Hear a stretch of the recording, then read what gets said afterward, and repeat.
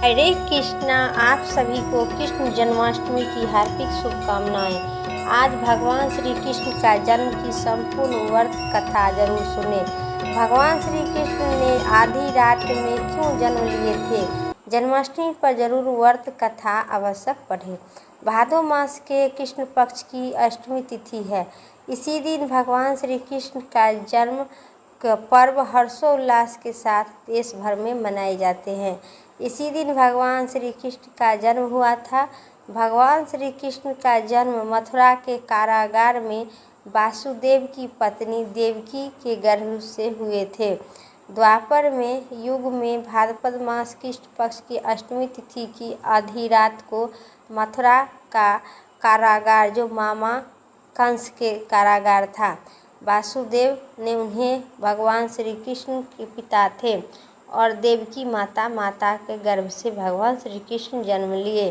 श्री कृष्ण ने जन्म लिए बुधवार को रोहिणी नक्षत्र में जन्म लिया था। अष्टमी तिथि को रात्रि काल अवतार लेने का प्रमुख कारण उनका चंद्रवंशी होना बताया जाता है।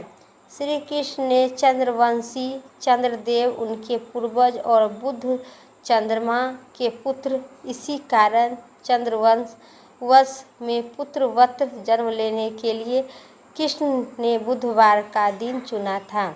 भगवान श्री कृष्ण ने माता देवकी की 8वें संतान थे। इसे रूप संतान के रूप में जन्म लिए थे। श्री कृष्ण का जन्म मथुरा मामा कंस के घर कारागार में हुआ था। माता देवकी राजा कंस की बहन थी। इसीलिए आज भाद्रपद मास कृष्ण पक्ष की अष्टमी तिथि है। भगवान श्री कृष्ण का जन्म महोत्सव पूरा देश भर में मनाए जाते हैं। कंस को सत्ता का लालच था। उन्होंने अपने पिता राजा उग्रसेन की राजगद्दी छीनकर उन्हें जेल में बंद कर दिए थे और स्वयं उस मथुरा का राजा घोषित कर लिया था। राजा कंस ने अपनी बहन देवकी के बहुत प्रेम करता था। उन्होंने अपनी बहन की विवाह वासुदेव की कराया था, लेकिन जब वह देवकी का विदा कर रहा था तभी एक आकाशवाणी हुई कि देवकी का 8वां संतान यानी कि पुत्र कंस का मौत के कारण बनेगा। यह सुनकर कंस डर गया उससे, परंतु अपनी बहन और उसके पति वासुदेव को जेल में बंद कर दिया उसी समय और उसके आसपास सैनिक को कड़ी पहरेदारी लगा दिया। कंस अपनी मौत के डर से देवकी और वासुदेव की 7वें संतान को मार चुका था। इसलिए अपने मौत के डर से बहन और बहनोई की अपने घर कारागार में बंदी गृह में बंद करके रखा था। भाद्रपद कृष्ण पक्ष की अष्टमी तिथि रोहिणी नक्षत्र के दिन बुधवार की आधी रात में भगवान श्री कृष्ण ने देवकी के 8वें संतान के रूप में जन्म लिए। श्री कृष्ण के जन्म लेते ही कठोरी पर काम हो गया। तब आकाशवाणी हुई कि विष्णु जी ने श्री कृष्ण के अवतार में देवकी की कोख में जन्म लिए। उन्होंने गोकुल बाबा नंद के पास छोड़ दिए और उनके घर एक कन्या जन्मी जो उसे मथुरा ले गया। कंस को श्राप दे चुकी थे कि भगवान विष्णु आदेश से वासुदेव जी की भगवान श्री कृष्ण के सूप में अपने सिर पर रखकर नंद जी घर घर की ओर चल दिए। भगवान विष्णु की माया सभी पहरेदार सो गया। कारागार के दरवाज़ा अपने आप खुल गया। आकाशवाणी सुनते ही वासुदेव ने हाथों की हथकड़ी खुल गई। वासुदेव जी ने सूप में बाल गोपाल को रखकर सिर पर रख लिया और गोकुल की ओर चल पड़े। वासुदेव भगवान श्री कृष्ण को लेकर नंद जी के यहाँ सकुशल पहुँच गए और वहाँ उनकी नवजात कन्या को लेकर आपस गए।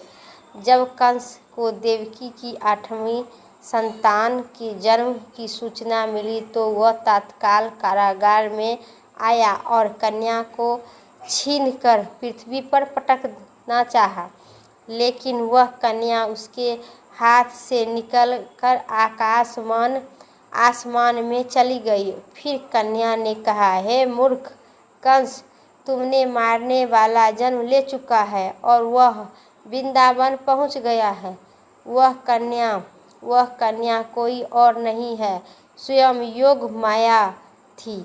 आकाशवाणी सुनते ही वासुदेव के हाथों की हथकड़ी खुल गया। वासुदेव जी ने सूप में बाल गोपाल को लेकर सिर पर रख लिया।